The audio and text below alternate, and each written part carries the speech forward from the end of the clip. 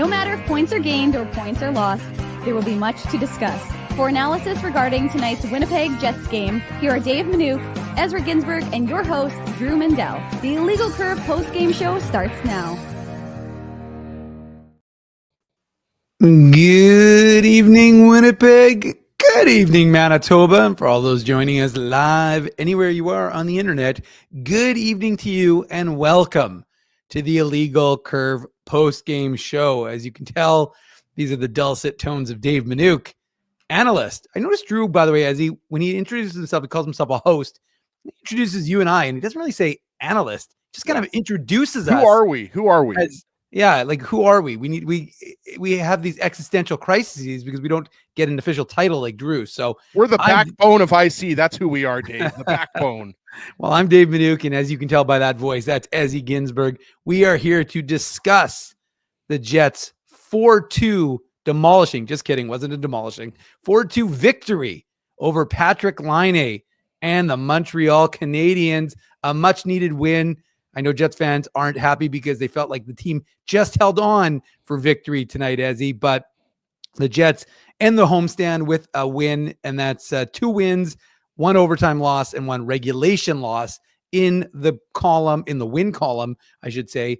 So the Jets are 22-9-1 right now, I believe, is their record, and they'll head to California tomorrow. It's the Moms trip.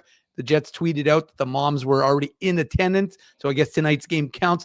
So further to what Kyle Connor said, Dave, 1-0. The Moms. I was going to say, Kyle Connor said when we talked to him a couple days ago, the Moms were 0-3 last year. This technically makes them 1-1 with 2 more games in California to go on the road trip. But we'll get into those games a little later. What are your takeaways from the Jets' 4-2 win to close out this homestand, Ezzy?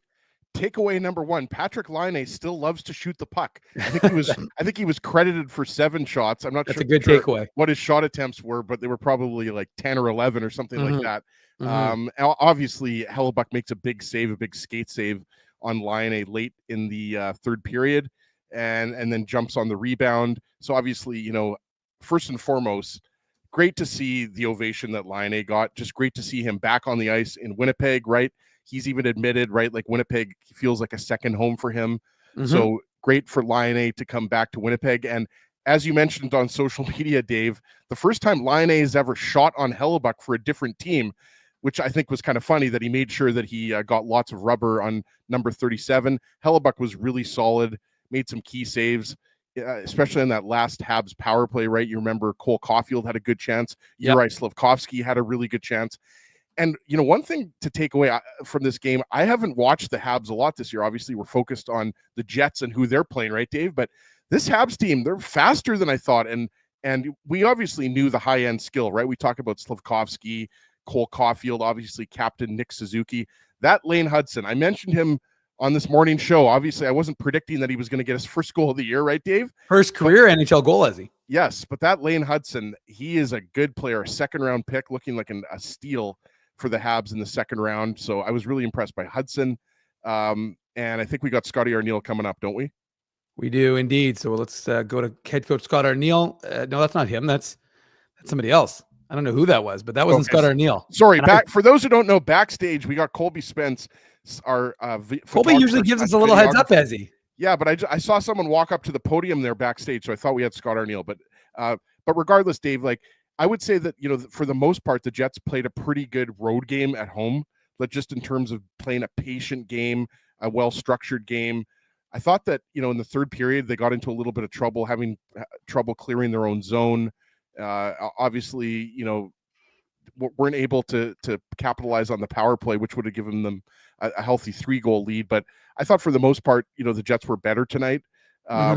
Scheifele, Connor Velarde, I thought, there was a part of the game where they kind of were a little bit more quiet, but then they had a really good shift which led to the penalty, the slash.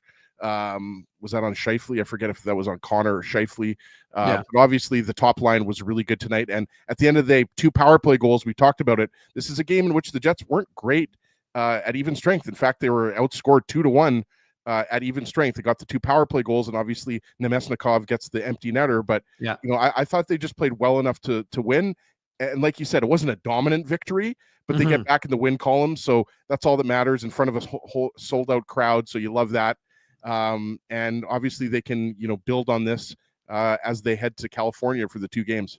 Well, every day is Ken Weeb's birthday, but one gentleman was celebrating his 100th birthday, born in 1924, celebrating his what? Oh, Drew Mandel. Yes, also Drew Mandel, who also celebrated his 100th birthday today. But we saw him up on the I don't know if they showed it on the TV, Ezzy, but they did during the second period, they this gentleman who looked rather spry, although my grandfather's 97, he's also pretty spry. But good on this gentleman, 100 years old, celebrating at a Jets game. Pretty awesome, and the fans inside the building gave him a huge ovation. So nice. But as I just want to touch on the point you made, because one of the things we talked about was the importance of special teams, and we said that Montreal special teams, while not great, I think they're 16 and 11th. So they've been decent for a team that's dead last in their division, and yet the Jets went perfect. I think 4 for 4 on the PK, and as you said, 2 for 6 on the power play.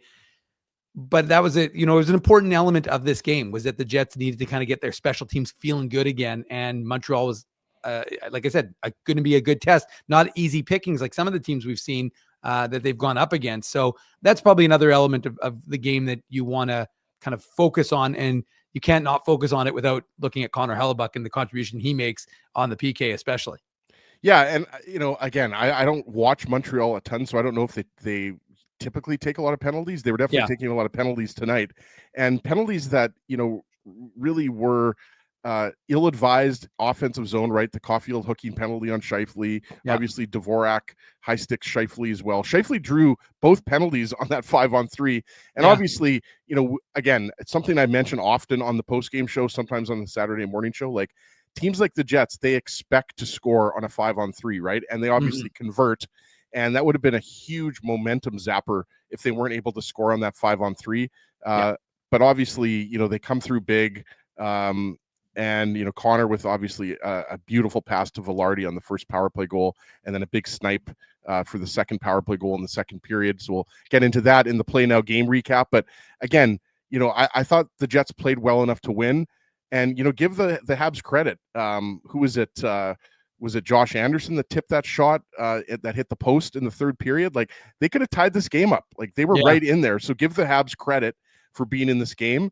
And I think you'd like to see maybe a little bit more, aggressiveness from the Jets in the third period. They were kind of sitting on that 2-goal lead, I thought, a little bit too much.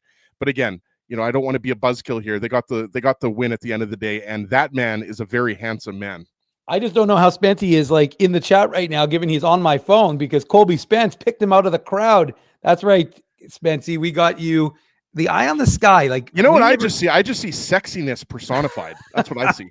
Well, all I know is that you can never, ever, ever, ever say never, ever, but expect that if you're in the building that the Illegal Curve crew is not going to catch you.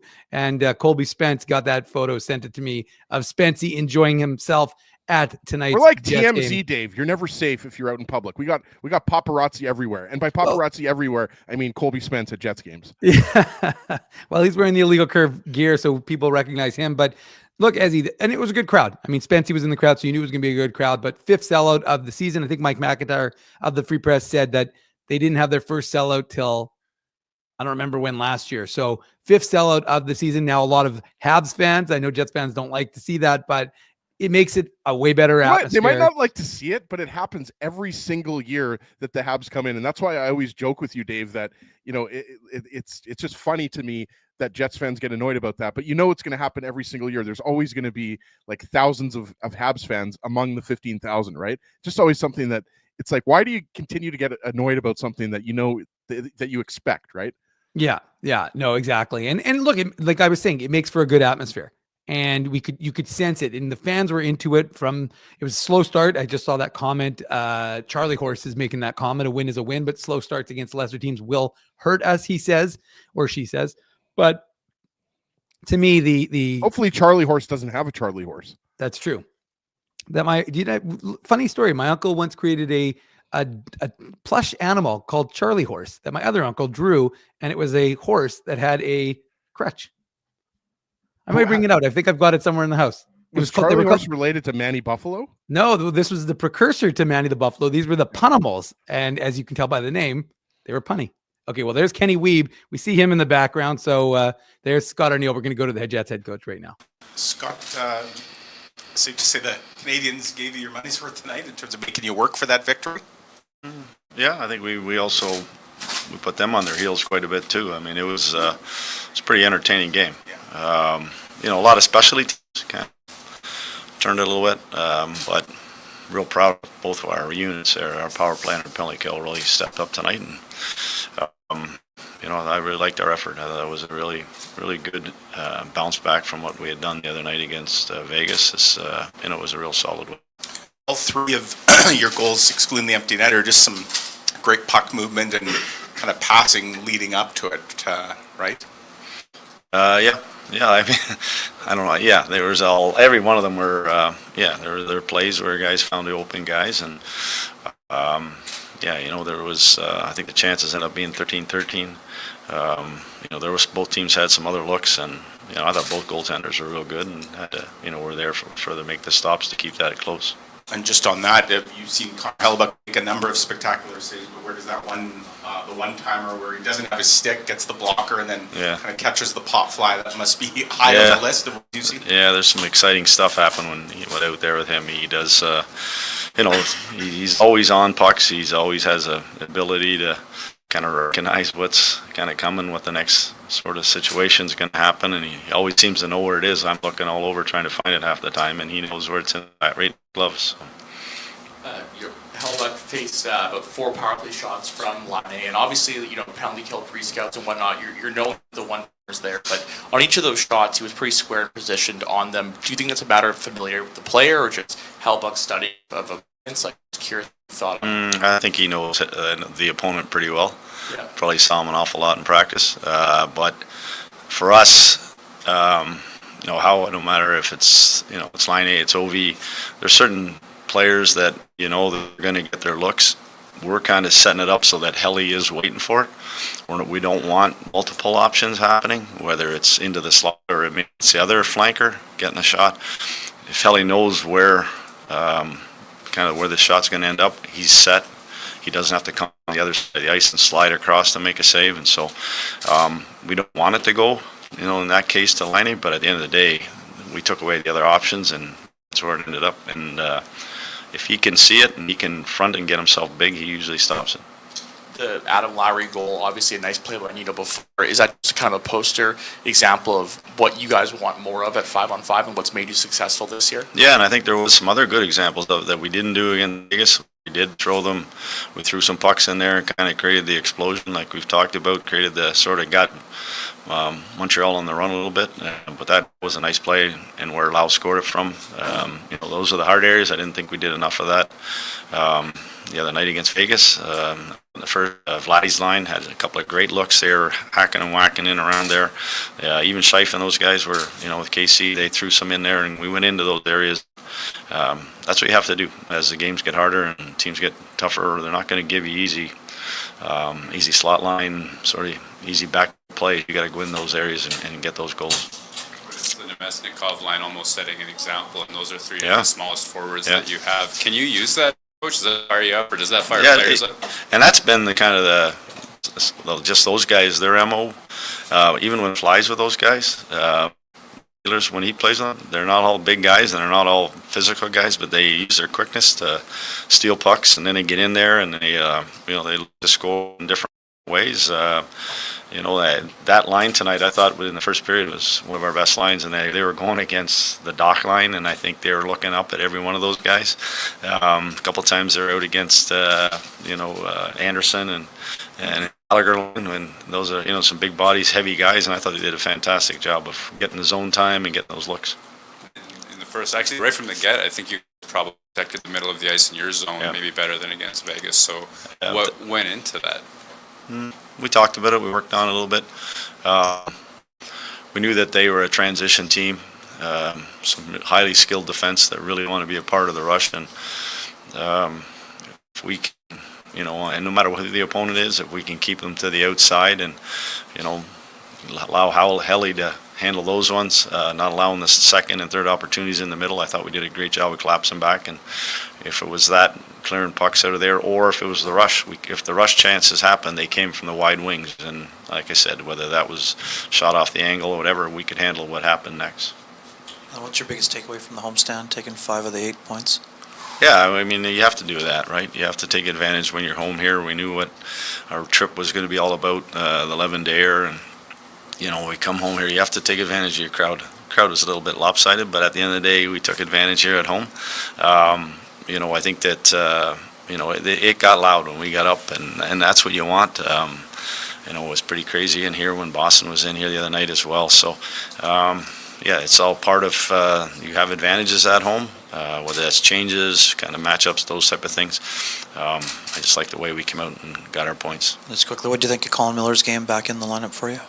That was good. I think that they eat up minutes, and that's big. And there's times where they got out against some of those top six, and you know what? He's a veteran guy. He's been in these situations before, and he's handled it professionally. Thank you. Thanks. There he goes. Jets head coach Scott Arniel, as he talking about his team's victory over the Montreal Canadiens to close out the homestand. Anything you want to address on his from his remarks? Anything I want to address? Well, I thought it was pretty funny that he said the crowd was a little bit lopsided. It was a sellout, and he's saying that the crowd was a little bit lopsided. I mean, no, there's not really that much, to address. Obviously, Scott Arniel was a lot happier with tonight's effort than he was last game. It was a very disappointing effort, I think, even though the Jets got the point. We talked about that a lot on this morning show, but it was kind of one of those points where you know that you were kind of lucky to get it to overtime. And one thing too that I think you were probably thinking about, Dave, too, is the Jets got the benefit of the late penalty, right? It wasn't yep. as late, but that Brendan Gallagher slash on Josh Morrissey, again, I'm going to be consistent here, that was a penalty. Like that was a penalty to me. And you could even see, Dave, Josh Morrissey kind of, shake it off a little bit. Yeah. So it was like, that's a slash, like Gallagher slashed Morrissey. So the Jets benefited. So it's kind of like one of those hockey gods things, right? Where the hockey gods kind of made everything right. The Jets benefited from a late penalty as opposed to taking a late penalty last game versus Vegas, right? Yep. So, obviously, that's what stood out to me about that interview was just relief, right? Because we talked about it. Look, got to give the Habs credit here. They came in, they were embarrassed last game, and they came in with a much better effort, and they took the Jets. It took an empty netter by Vlad Nemestikov with 20 seconds left to seal the deal, right? Like they were there. We talked about it. I think it was Hudson or Matheson got the shot through. And I keep forgetting who it was deflected by. I thought it was the third line. So it might've been Dvorak or Anderson. Or pardon me, I think it was the second line actually. So I think it was Kirby Doc, Dave, if you remember that, hit the post in the third period. So again, give the Jets credit here for hanging on and, grinding out a win here. And at this point, I think they're going to take it. So it might not be, an A++ effort, but, we'll give the Jets a solid B on tonight. Hey, solid B's are all you can ask for. That's B's get degrees, right, Dave? B's do indeed get degrees. Well, Ezzy, let's get things underway with the Play Now game recap. The Play Now game recap. As don't bet on illegal sites. Bet with Play Now instead. Manitoba's local, legal, and secure gambling site. 18 plus. Enjoy responsibly. Well, some of the comments in the chat as have mentioned, and it does bear repeating. The Jets did not start off particularly strong. And one of the things, look, and the one thing I know folks are upset because Montreal is not a good team when it comes to where they sit in the standings, but they were embarrassed by the Pittsburgh Penguins on home ice. I don't know. I think the final score was 9-2. Yep. So you knew that they were going to come up with a better effort. You knew that Saturday night, hockey night in Canada, they're not going to want to be embarrassed again. So you knew that you expected Montreal. I expected Montreal to come out with a little bit of jump. I believe they're starting a road trip now. And there's some emotion with the Patrick Laine stuff. And like I said, the crowd, I didn't know if it was going to be like the Teemu Selanne game, Ezzy, where he came back to Winnipeg. I know Laine's been back since he was traded the first, from Winnipeg to Columbus. And obviously he's had some success with Columbus, and his comments before the game, the media, our friends spoke to him before the game began, and he did have a funny line about the Connor Hellebuck having the Patty flu, he called it. And then it was very funny. I don't know if you saw it on social media while we were listening to Scott Arniel, but Connor Hellebuck said on Laine's Patty flu, no flu tonight. He had lots of shots tonight. He's a good shooter, but none for him. So I was joking throughout the course of the game that perhaps Connor Hellebuck heard the comments by Patrick Laine, because he did seem particularly efficient at blocking the shots from 92. Well, let's be realistic, Ezzy. He's efficient from blocking shots from everybody in that he faces. But I thought particularly against Patrick Laine, Connor Hellebuck looked especially strong. Yeah, and he made that glove save in the first period, and he made the incredible save where he went back and caught it. Yeah, that was the second period, and then we talked about the toe save in the third period, right? Like Laine had I don't know, a third or the quarter of all of the Habs shots tonight. Pretty incredible.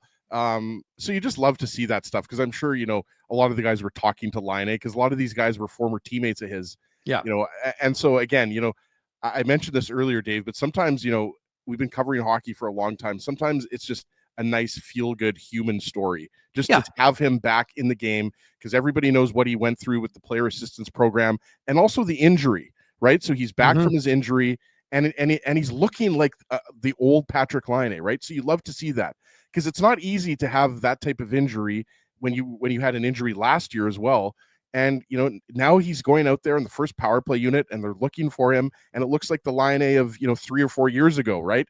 So just wanted to get that in there, that it's just a feel good story to have Laine back involved in the NHL, because I don't care what anybody says, he's a fantastic player and great human being. On this particular goal, right, the first Habs goal, for me, it's just you kind of give Lane Hutson a little bit too much time and space, and obviously Mike Matheson, it's off of a face-off, obviously. And, Mike Matheson can see that Lane Hudson's opening up a little bit. I just thought, again, easy for me to say this, but I just thought, Mason Appleton, he's kind of a little bit in no man's land. Yeah. And, he decides to challenge Matheson. And it's a nice shot. Like, let's be honest here, for his first ever NHL goal, it's a nice shot on Hellebuck. Obviously Hellebuck's, it's an interesting angle, right, Dave? Because, he beats him on the glove side.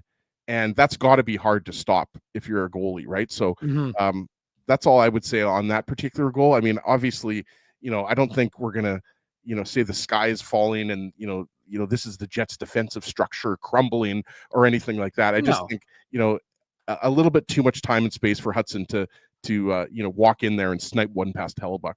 Well, and it was just interesting because the Jets started the Lowry line to begin the game, and Montreal hemmed them in to right off the hop, and they got a couple of shots. And I joked with Mike McIntyre. I said, well, is this going to be another one of those games? Because I think it was about 4:30 and the Jets were being outshot 2-0 or 3-0. It wasn't obviously very significant, but it looked like Montreal was going to create some momentum. And then, like you said, Ezzy, a little surprising that it's the Lowry line, but yeah, I mean, Mason Appleton, you kind of don't want to leave. You don't really need to be there, right? Like, because Nino Niederreiter is going to be able to attack the high point. So you can't really leave Hudson open. So I would agree, like Appleton probably, misread that, I think, because you're right. He, instead of being able to cover someone, he's caught in that no man's land. Well, and just before, we move on here, Dave, from this goal, because obviously, we don't want to take anything away from Lane Hudson's first ever NHL goal, but, Niederreiter's a left winger. Appleton's a right winger, right? So when you're talking about Matheson as a right shot, Hudson's a left shot defenseman, just looking at the replay, Niederreiter gets kind of caught up with Slafkovsky, and you can kind of see he's trying to get out there to get to Matheson. So that's why I'm saying, obviously, Mason Appleton's a penalty killer. He knows who he should take. It's not like he needs me on the Illegal Curve Hockey Show to tell him who to take. But to me, that's what happened there, is that Niederreiter gets a little bit caught up. And so Appleton thinks that now he's the guy that who has to go high. And so what that does is that leaves Hudson open. That's all I'm saying. But again, I mean, these plays happen so quickly. This was right off of a face-off. And, I just got to say again, Dave, I've been so impressed with Lane Hudson. I'm not a Habs fan. I'm not a particular, person that cheers for the Habs or anything like that. Obviously, they're a storied franchise. But I'm a big fan of Hudson's game. I was really impressed because there was a couple chances, a couple opportunities that the Jets had. I remember like Adam Lowry stole the puck from Hudson, And Hudson's not a big guy, right? Like he's like 5'9", 5'10", and he got in front of Lowry. I was just impressed with him. I mean, he's got a really bright future. That's all I wanted to say. No, and I think you're right. I'm a little surprised that he wanted to ruin his reverse Cy Young chance, but now he's 1 goal, 19 assists for his. Well, I don't know if he picked up anything else in today's game. I'll have to keep looking to see what happens. I don't think he got anything on the second goal. He did not. So yeah, 1 goal, 19 assists for Lane Hudson. And you're right, Ezzy. The future is very bright for him. And then the Jets on the power play. We talk about, like I said, one of the elements that the Jets needed to be good in was the power play. And I know you love it when I say it, Ezzy, because I always focus on Kyle Connor's passing, because a lot of people focus on his shooting, and we'll get into his shooting a little bit later in this game recap. But for now, it's that pass. Kyle Connor just so efficient with the puck, and you like the fact that the Jets are aggressive, right? Like Mark Scheifele trying to get a pass through. I thought Cole Perfetti was a little bit better today, actually, on the power play, but to me, this is all about Kyle Connor and that elite level of passing from him. There's a reason why he's got as many goals practically as assists, or vice versa. I always forget because they're so close together. And Gabe Vilardi, once again, create a little bit of time and space for himself. He's not missing that, and so he's feeling good. He's continuing to score for the Winnipeg Jets. That's his 13th goal of the year, and it gives the fans something to cheer about. Yeah, Dave, let's be honest here. I mean, you talked about it. This is all about the elite passing ability of Kyle Connor. Where is Gabe Vilardi? Gabe Vilardi's in his office, right? Mm-hmm. It's office hours for Gabe Vilardi. He's in his office right there where he should be. And it's just an absolute pass on a rope to Gabe Vilardi. And like you said, I mean, again, the Jets go down a goal. So obviously the Habs get their fans into it. They're in Canada Life Center. And they take advantage of a power play and obviously, tie this game up. And, one thing I wanted to go back to just on the penalty. Sure. It was Kirby Dach, or pardon me. Yeah, it was Kirby Dach, high stick Nino Niederreiter. If you notice, there was a high stick right before that. I forget if it was Perfetti or who it was. Anyways, I just thought it was interesting that they missed a call and then there was high stick right after. But yeah, I mean, just the Jets power play, especially at home, right? Because we've talked about that quite a bit. The power play is even better at home than it is on the road. And again, like it's really hard to stop that. Like it's we've talked about when the Jets are moving the puck, when they're zipping that puck around, and you leave any type of time and space for Vilardi, and that there's other options. That Scheifele's a shooting option, that Connor's a shooting option. That's what I love the best, Dave, in addition to that pass, is that Connor easily represented shot. And everybody knows that. Everybody has the book on Connor. Everybody knows. The thing is, the book on Connor, you can have the book on Connor. It doesn't mean you're going to be able to do anything with that book. So I just like that Connor kind of represented that he could shoot there, and he just zipped it over to Vilardi because he was obviously wide open. Well, and I was going to say, it depends on what book you're looking at, Ezzy, because he's got a shooting book and he's got a passing book. So you really don't know which one it's going to be. But it's just one of those things that it got the life back in the building, right? It got the fans excited, not the Montreal fans, and there were many of them. But Kyle Connor, he gets his 21st assist of the season, and Josh Morrissey gets his 26th assist of his season. But it's not done there, Ezzy, because Adam Lowry, the captain, and I'm pretty sure he had about 3 Montreal guys draped all over him when he scored this goal. But the credit really goes to Nino Niederreiter and I have to give credit to Colby Spence, our photographer, who was ice level for this one. And if you check our Illegal Curve Instagram, you'll see what I'm talking about, because he captures it perfectly. You can see that Nino Niederreiter, the way he's coming around the net and Montembeault thinks that he's going to keep it and try and find one of the D-men. And instead, he finds Adam Lowry right there. So he captures that. Niederreiter dumps the puck over there.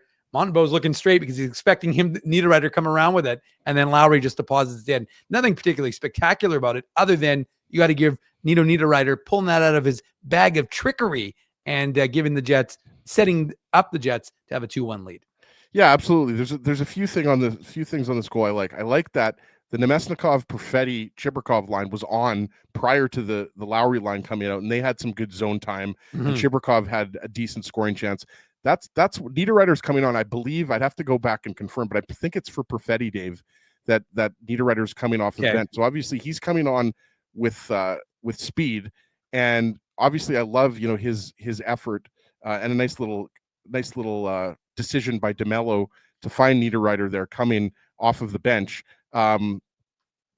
But also what continues to amaze me is that if you were to have one of those diagrams of the goal with all of the pucks around the goal, indicating where all of Adam Lowry's goals come from, they would literally all be from within 3 feet of the net. So I'm just always amazed that all of his goals come within 5-6 feet of the net.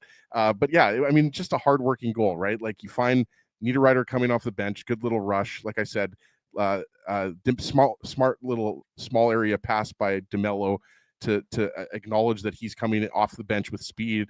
And then, yeah, it's Mike Matheson and Lane Hudson, the two top pairing defensemen for the Montreal Canadiens. They just can't handle Adam Lowry. And that's the thing with Adam Lowry. It's like sometimes, you're a big hockey player, go to the net and be big. You know what I mean? Right. Like whack a puck and again, like they don't score the Lowry, Niederreiter, Appleton line. They don't score beautiful goals like the Scheifele line does. Like sometimes they do. Sometimes they get nice goals. Like Lowry sometimes will, get loose on a shorthanded breakaway, or, Niederreiter is definitely a skilled player.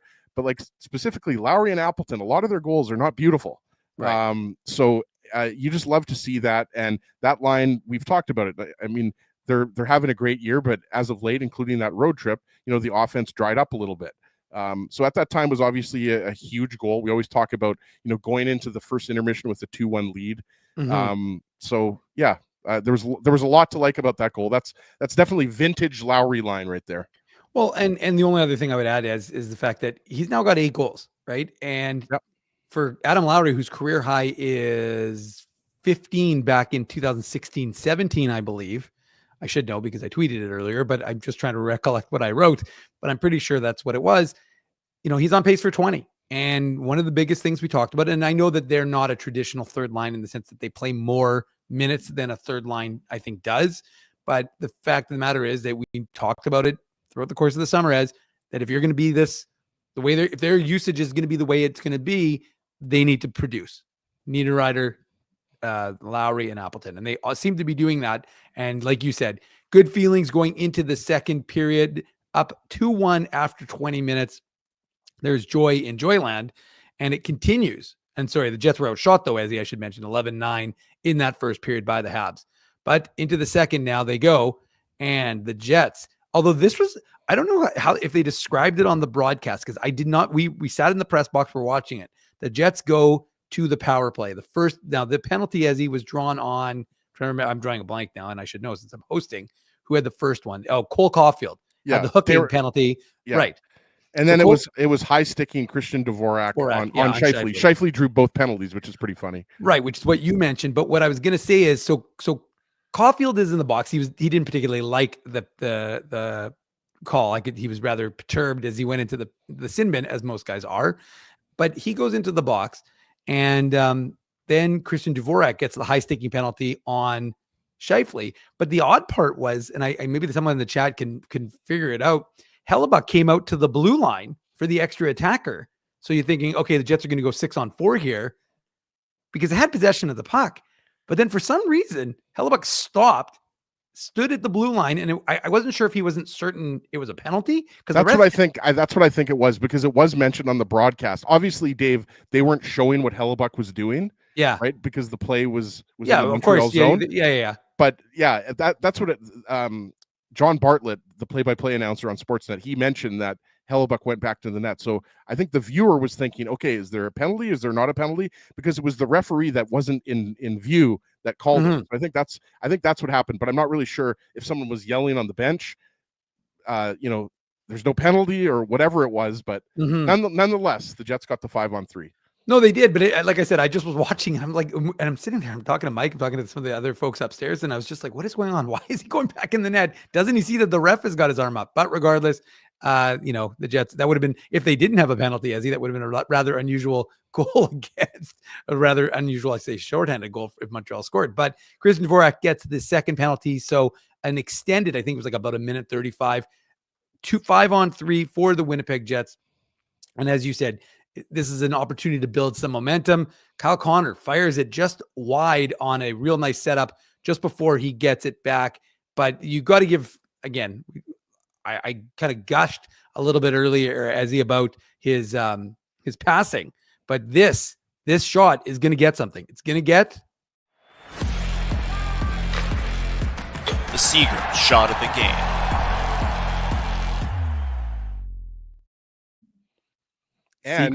And go ahead. Oh. Go ahead. No, what's it going to get? Do the read.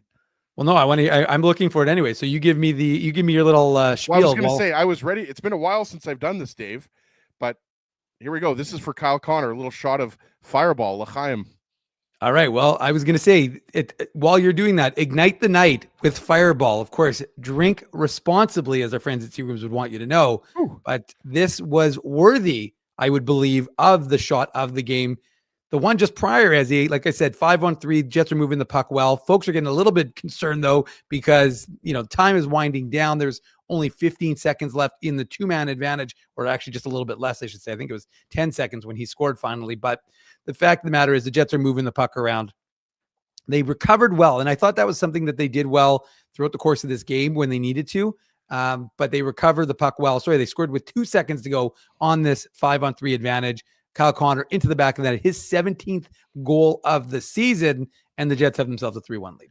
Yeah, and Dave, I wanted to go back to something that you said earlier. Okay. That Connor's chance early, right before the goal was an incredible save by Sam Montembeault. He comes right to left and makes an incredible save on Connor, and you just love that Connor. He goes, okay, I'm gonna go back to my position by the face-off circle, and I'm just gonna wait for the puck to come back to me. And he obviously rips it because it's the exact same thing. Because Sam Montembeault is going right to left, and we've seen this shot so many times from Kyle Connor. But yeah, the Jets' power play again. We can't really overstate how much better the power play is this year than last year, with essentially the same players, right, Dave? Mm-hmm. So to me, it's just like it just looks like on a nightly basis, this Jets power play just looks confident. They know what they have to do. They're executing. That's the big thing. So obviously, Connor doesn't score the first time. So I love how he just says, okay, big save. I'm going to go right back to my position, wait for Scheif to get me the puck. And then, wait for Morrissey to get me the puck. Mm-hmm. And then bingo, bango, bongo.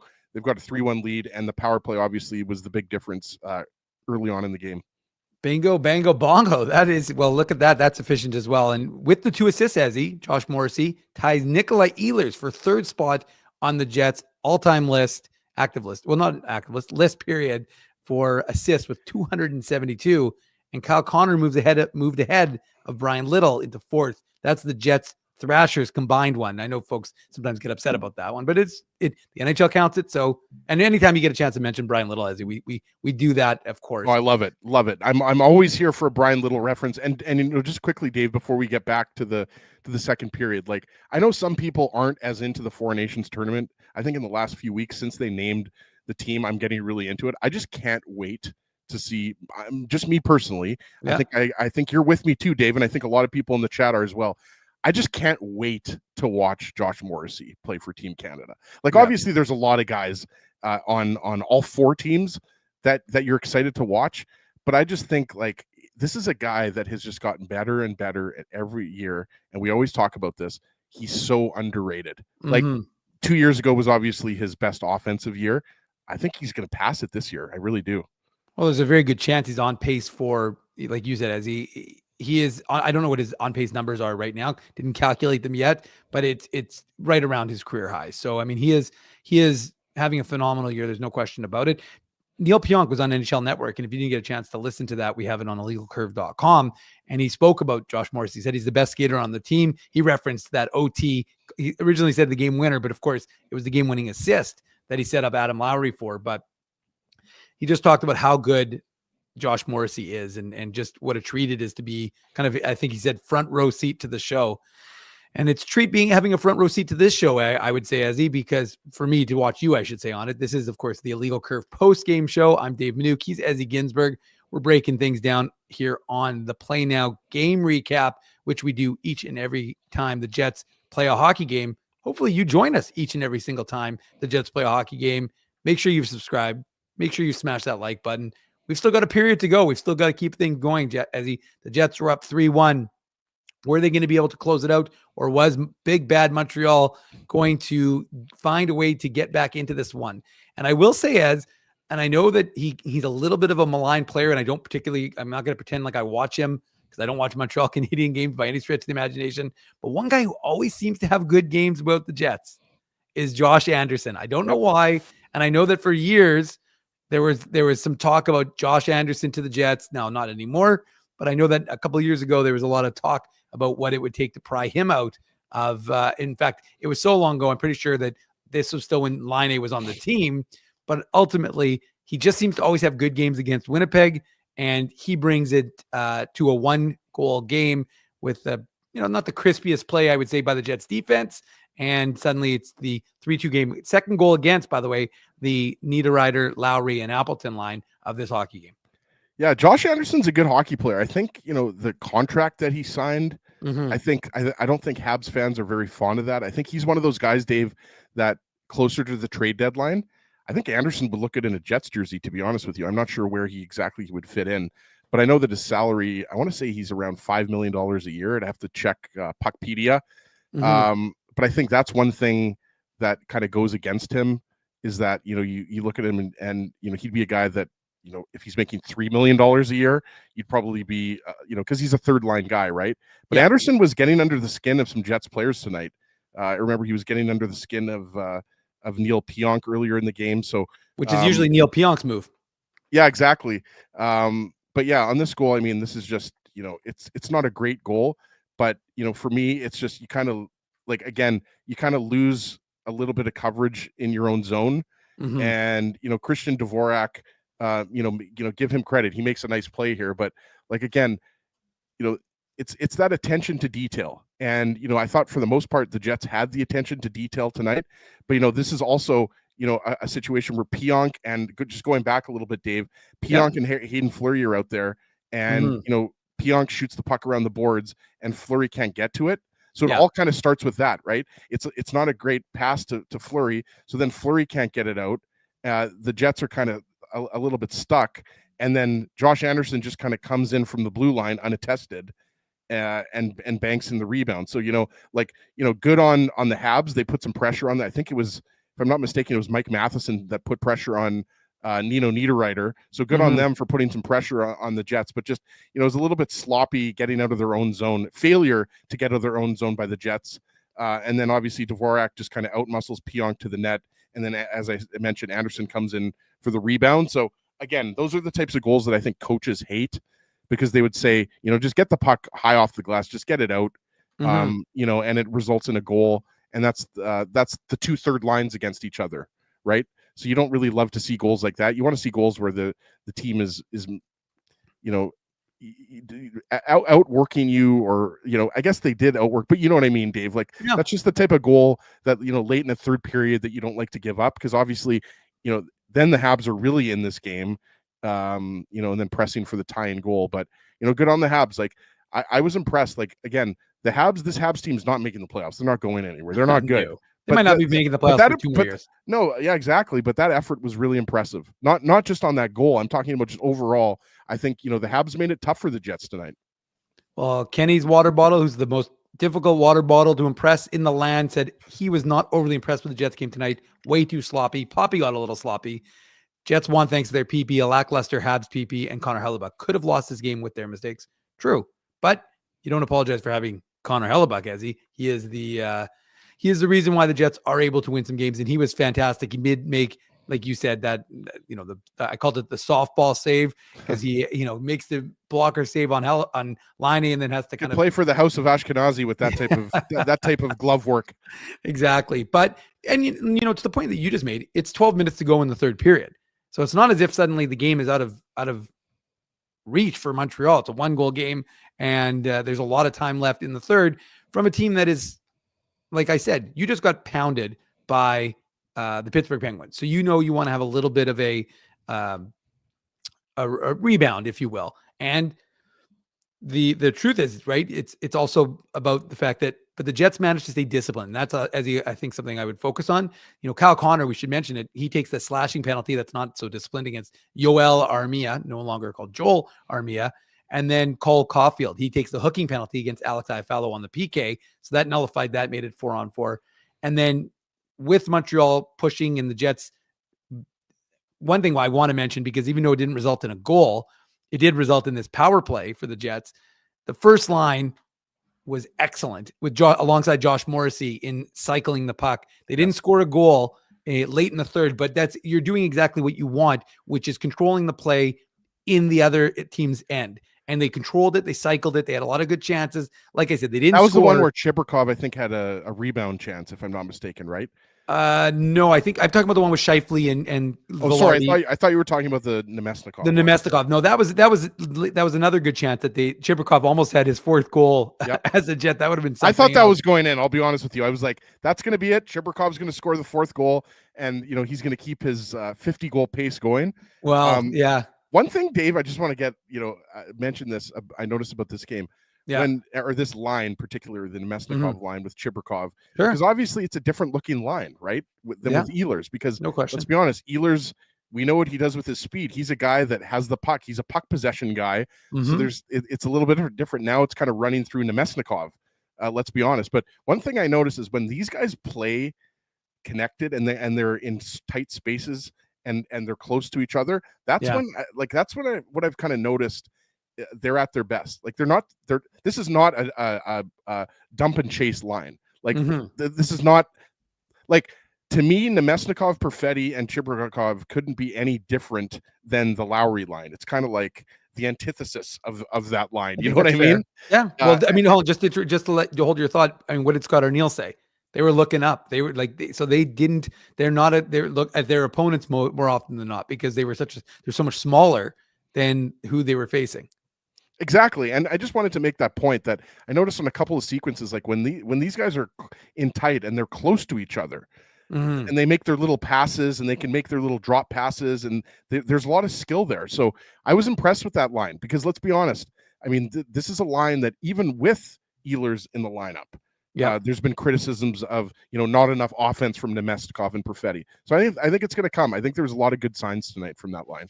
For sure. But like I said, let's laud what the first line was able to do late in the game: control the puck, cycle it like crazy, create scoring opportunities for themselves. Josh Morrissey, I would say, was part of that cycle advantage. And then they forced Brendan Gallagher to take a slashing penalty against Josh Morrissey with, I think there was 3:35 left in the game. So the Jets don't get anything done on their power play, but they've just killed 2 minutes off the clock. And the Habs push, can't get anything. We don't really break down empty net goals, but Vlad Nemesnikov, he finds the back of the net. Little spin around though. Nice little spin around. I was going to say, Dave, I it never ceases to amaze me, the skill at the NHL level, but it's also, he spins around. It's like these guys know exactly where the net is. Like they make it look easy, right? Like just because there's an empty net, these guys are going to score, right? But I just thought that was impressive. The Nemesnikov spun around and he made it looked easy putting that empty netter in. Well, and one of the things you'll notice about Vlad Nemesnikov, he and Nito Niederreiter seem to be, neck and neck. But again, contributions. Everybody getting in a little piece of that game. And Vlad Nemesnikov, that's his 8th goal of the season. Assist to Alex Iafallo, who took a pretty hard shot in the first period, had to have some ice on the bench. So I don't know if they mentioned that on the broadcast, but he stayed in and played the rest of the game. And obviously they did show it. I don't know if they mentioned, I forget if they mentioned if he was getting ice. I mean, I'm glad that he got ice, because it did not look very pleasant. It looked very painful. So nice that Iafallo picks up an empty net assist there. He's obviously a guy that's like unsung a little bit. That fourth line, I think earlier in the season, they were contributing a little bit more. But always nice to see, a fourth line guy pick up an assist. Look, Iafallo plays he plays a specialized game, right? Goes out there on the PK, plays 10 to 14 minutes on the fourth line. So nice for him to get rewarded with an apple. There you go. Well, that has been the Play Now game recap. Jets win 4-2. We've still, of course, got lots of show to go, but learn to bet with Play Now, the official betting partner of the Winnipeg Jets. Sign up and get up to $250 in bonus bets. Conditions apply. 18 plus. Enjoy responsibly. Thanks to our friends at Play Now for sponsoring this show. And of course, the little site called theillegalcurve.com, not theillegalcurve.com, we're not like the Ohio State, but illegalcurve.com, which is, of course, has all the latest Jets, Moose, and Jets prospect news. And thanks to our friends at Seagram's, it's Saturday night. My kids aren't home. I can take another shot of Fireball, right, Dave? Absolutely. Nobody's stopping you. Nobody is going to stop you. We are going to head to commercial break, though, so we can thank the rest of our sponsors. Thank you and everyone here in the chat. Don't go anywhere, though. We'll have more on the other side of the break. Delicious. This, of course, is the Illegal Curve post-game show. Make sure you're subscribing. Make sure you're liking. We need you to do all of those things. We'll be back right after these words from our commercial sponsors. We want to thank you for not betting with Play Now and choosing our illegal gambling site instead. Because we couldn't afford things like this without your money. So much of your money. Now you might have questions like, Do our profits benefit your community? No. Or bet with Play Now, Manitoba's local legal and secure gambling site. Dining, entertainment, parking, and convenience, all in one spot. City Place is located in the heart of downtown Winnipeg, attached to the Canada Life Centre. Whether you're working, living, or out for a night in the downtown, make City Place your go-to destination before or after the fun finds you. Lunchtime, game time, anytime, visit City Place at 333 St. Mary Avenue, next to Canada Life Centre. Holt Dental, the new official dentist of Illegal Curve, has a philosophy rooted in two unyielding principles: genuinely caring about patients and providing outstanding service. Being a patient of Holt Dental means more than just checkups and treatments. It's taking the time to listen and talk to each patient so they can achieve the best long-term health, functionality, and aesthetics for their teeth, mouth, and gums. Conveniently located at Grant Park Festival on Taylor Avenue, Holt Dental is dentistry of the highest quality in a comfortable and relaxed environment. For more information, visit holtdental.ca. Oh, and there's plenty of free parking at the front door, too. Celebrating its 40th year as Winnipeg's home for stand-up comedy, Rumors Restaurant and Comedy Club has recently been named Canada's top comedy club and a top 5 comedy club in North America. From birthday parties to date nights to fundraisers and everything in between, Rumors is your destination for the best and most affordable live entertainment Winnipeg has to offer. For more information on upcoming shows, Rumors' incredible promotions, and to purchase tickets, visit rumorscomedyclub.com. So you're a pizza person, you married a wing person, but somehow your kids are salad people. You can't pick your fam, but you can pick your BP meal deal, starting from $18.99 for takeout or delivery at bostonpizza.com.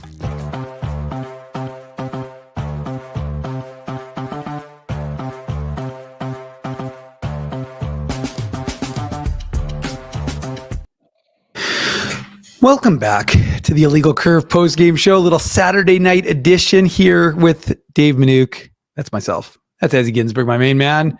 We appreciate all of you. I didn't do any more shots of Fireball. I'm gonna leave it at 2. That was good. All right, 2 is good. 2 is good. That's the good. That's the happy place for Ezzy Ginsburg. Well, I see a couple people in the chat talking about my little bottle here, and obviously, you know, I'm not like I'm 42 years old. I'm not as young as I used to be. I don't drink like I used to, right? Yeah. So look, it's the Jets win. The Jets close out the homestand. They've got 2 more games. They'll be heading off to California. They're not going to practice tomorrow. It was on the schedule, but they don't plan on it. California. Exactly. What's that, from The Wizard? Yes. Thank you, Fred Savage. One of my favorite movies of all time, The Wizard. Yeah, that was a good one. It was a classic. My favorite is when they're in the competition at the end of the movie, and they get the special warp. Because anybody who remembers playing Super Mario Brothers 3 knows that the warping was huge. And just an awesome film about that's centered around Super Mario Brothers 3 and the Nintendo game console. Do you remember what? First of all, okay, so what was the name of the guy he went up against? The character? Yeah, like what was the guy who had the glove? Oh man, did you guys have the glove growing up, Dave? No, please. We were from the North End. We didn't have that kind of. We didn't have that kind of scrizzle. I had the zapper. I never had the glove, but I remember a kid, Hartley Davis, had the glove And it was such a cool thing. And there was also, remember, there was the robot. Do you remember the Nintendo robot? Oh yeah. Anyways, I don't remember the Is his character's name name. Lucas? I want to say it was Lucas. Honestly, that sounds right.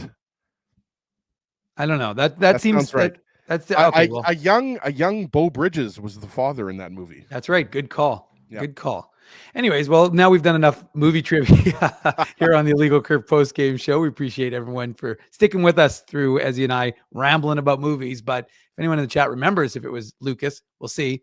Oh, Rob's asking me about the koi. No, they hibernate, Rob. The koi do not eat during the winter. But thank you for good question by Rob. I appreciate that question. So it's, even though it's off topic, we don't mind a little off topic. We're already done our post game analysis. Dave's never coy about his koi. I'm never coy about the koi. That's a good point. Now 7JP is 7B is asking the glove. Was that even useful? I don't know. I'm not sure. Well, you use the glove for certain games. Like, I'm not sure. Like, I thought the glove.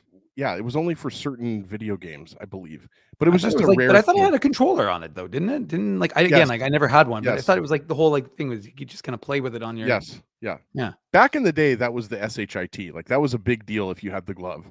Now, obviously, video games are much more realistic and the graphics are way better. But back in the day, when I'm playing Fortnite now, and I'm just sitting there going, like, how do I play Fortnite? Considering that I'm supposed to be a guy who played but somehow I managed to evolve, Ezzy. I figured out how to do it. well, Liene's in town, even though you could play with him online. But Lione was a big Fortnite guy back in the day. That's true. That is true. For some reason, that story was like, it's funny. People are telling that story about as if it was new. I'm like, well, and I guess because we're in Winnipeg, we knew the story about him being What, the one big with into it. the TVs? Yeah, like it was, everybody's like acting like it was a brand new story. I'm like, I don't understand. It's not a new story. It's from literally from years ago. But regardless, we digress. Let's see if there were any other interesting things to note from tonight's game. I didn't really see any other than I just thought I did have to say that I thought it was particularly interesting or funny that Connor Hellebuck, who was named the star of the game, and he and Cole Perfetti were the ones who received the jackets after the game. So Cole Perfetti got the Army jacket and Connor Hellebuck got the leather jacket. So that's that from those guys. I thought Perfetti had a good game. Like, again, he doesn't score a goal. But obviously, like we talked about it on the Adam Lowry goal, the second goal that put the Jets up 2-1. Perfetti did some good job around the boards, battling, and that's one thing that we've said. Like, Perfetti's a guy that obviously can play on your first power play unit, your second power play unit. He's a guy that can create off of the rush. He's got great vision, but sometimes those are the things when he's battling. And because let's be honest, a lot of hockey is that, right? And think good things result when you're keeping the puck in the other team's zone, you're battling along the board, cycling, and he went off the ice. Niederreiter came on, and then Lowry eventually scored. So I think I'm not surprised that Perfetti got one of the jackets tonight. Well, and we got some good post-game comments here from our good friend Murat Atesh of The Athletic. He, with respect to the Connor Hellebuck pop-up save and then on Laine, and then by the real nice pass by Lane Hudson, because I lost it for a second. By the time I picked it up, it was on its way to the net. So the only thing I could do was just flail and try and make something cool. And thank God I did. That's an interesting way of hearing him say that one, though, Ezzy. Yeah, it was like that. Just like sometimes Hellebuck isn't considered one of the most athletic goalies, right? Like you hear, obviously he's got a different style, and it's mainly his positioning and the way he tracks the puck, right? Yeah. But I mean, looked like a pretty good athlete there on that play. Okay, and hold on, here's the full quote. It's one of those things where I'll say if I screw up, I can make a good save. When they passed it down, I'd lost it for a second, and it's interesting to hear him give the analysis. I kind of locked up my knees for just a half a second. By the time I picked it up, it was on its way to the net. So the only thing I could do was just flail and try and make something cool. Thank God I did. So there you go. That's there's Connor Hellebuck's thoughts on tonight's victory, or his save in, I think he had 7 saves, Ezzy, on Patrick Laine. So again, no Patty flu for Connor Hellebuck and the Winnipeg Jets. They leave Winnipeg with a 4-2 win. Like I said earlier in the broadcast, they'll head to San Jose next with the Mums. They'll practice on Monday. And so I had some folks asking, I don't remember who specifically asked me about Nikolai Ehlers, but I suspect he's probably going to be out if everything is continuing. And Scott O'Neill, realistically, the Jets didn't, as Drew mentioned on this morning's broadcast, they didn't skate today. He probably skated on his own because I believe the media's text us said that the scratches were going to be skating. So I assume Ehlers did skate today, Ezzy, and presuming he's feeling good and he comes in on the fly to California tomorrow. They also didn't recall anybody. So it's interesting. I wonder what that means for David Gustafsson, because there weren't any recalls made. So they're going to be heading out on the road, presumably either getting Ehlers back and Gustafsson. We'll have to find out. We won't find that out till Monday. Find out wherever of the Free Press guys are on the road to give us that information. Right. It's going to be really interesting to see when Ehlers is ready to come back.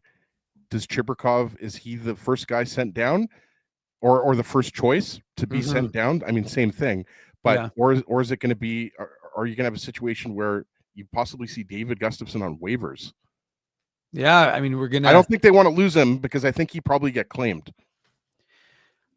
Yeah, probably. But I mean, I don't know. I mean, we'll see. The book, look, let's be realistic. The Jets have been loath to put a lot of guys on waivers, as we've been speaking about.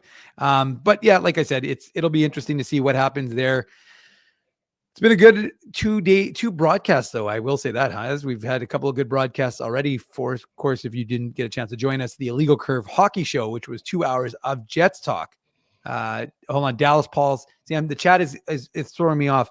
When is the next IC Jets away game at BP? Well, for sake of clarity, it was going to be this week, but because it's such a late game, we're going to still do our Illegal Curve post-game show, but we weren't going to subject everyone to being out late on a school night. So we're going to bump that one in December. We're going to have that one, a little bit later on in the year. So you'll be able to get your fill, I should say, of IC at BP. We're doing two post-game shows in March at BP. That's what we're doing. We're basically, in lieu of doing the post-game show, like Dave said, next week, we're going to be doing a couple in March. So March, just put the calendar, put those games in your calendar. I forget which ones they are right now, but we'll obviously keep everybody abreast of when we're going to be at Boston Pizza Taylor. And we may have some fun things to give away. I'm not going to reveal anything, but we may have some very good reasons why you want to join us at Boston Pizza. I mean, you should want to join us regardless. I shouldn't have to incentivize your desire to be with Ezzy, myself, and Drew, but I understand because Drew's part of that equation, Ezzy, that folks need some incentive to want to be there. Well, we'll have some incentive most likely for the next Boston Pizza show. Yeah, I'm excited about that. Yeah, we're not gonna say what it is, but I'm excited. Excited. We got some fun things brewing, some fun giveaways brewing. We do indeed. Now, I can't pretend, Ezzy, that I know anything about what's going on in the Moose game, other than it is the end of the second period, apparently. No, that can't be right. It's the end of the first period. Hold on. Put on your antlers. It's time for the Minuk Moose Minute on the Illegal Curve Hockey Show. This is a little bit nicer because I have to say a little bit quicker usually. Sorry. No, that's okay. But it's a little bit nicer because normally like Drew's poo-pooing it and rushing me. And, I feel like I have to get the prospect talking quick and the Moose talking quick. We got nothing, we got no Drew, no nothing. But anyways, the Jets, the Moose are right now down 1-0 to Abbotsford after 20 minutes of play, I should say. And I haven't had a chance to check what any of the prospects are doing. It's a good thing I don't have a prospects bumper at it. Then you'd really be going to town. But it's in production right now. It's in pre-production right now. So it's conceptualized, if I recall correctly. But I don't think that there's any. I know that Jacob Julian was in action today, and of course Braden Yager is with Team Canada, so he was not in action. Nothing for Jacob Julian. Nothing. Haven't checked the WHL, and I don't know what's happening in college but we'll see if Marcus Lopinen had something or Connor Levis, but we'll keep you up to date. Make sure illegalcurve.com, that is your site for all the latest Jets, Moose, and Jets prospect news. We try and keep you up to date on everything here, not just Jets, not just the Moose, not just the prospects. We keep you up to date on all of it. So as before I thank our sponsors, anything you want to say to the folks on this Saturday night? Well, there's a lot I want to say. I mean, I love you guys. I appreciate you guys tuning in with us here on Saturday night. It's been great to see the Jets back in Winnipeg. Like that was just, I don't know, for me, I can't speak for you. I can't speak for Jets fans. Like that was just too long of a road trip. Jets were away for too long. So just nice to see the Jets back in town. Obviously, you know, they would have liked a few more points on this homestand. But I think overall, I mean, there's the 8-1 beatdown of the Boston Bruins. You pick up a clean win over the Montreal Canadiens. You end up getting a point from against a really good, arguably the Stanley Cup favorite right now, at least for me in my mind. They're a Stanley Cup favorite. I mean, I'd throw the Florida Panthers in there as well. I'd throw the Winnipeg Jets in there as well. But 5 of 8 points is pretty good. It's not great. But, you know, just great to, and again, you know, one final thought. Again, I said it earlier in the show, just great to see Patty Laine back healthy, and, you know, Jets fans being very classy, cheering him on. And you love to see Hellebuyck not letting him score a goal on 7 shots. You love to see that. Well, there we go. That's the way to end it. And so, like, you know, I will just add, because like I said, I'm going to add a happy birthday to that gentleman celebrating his 100th birthday. Hopefully his niece. Happy birthday, Drew. We love you.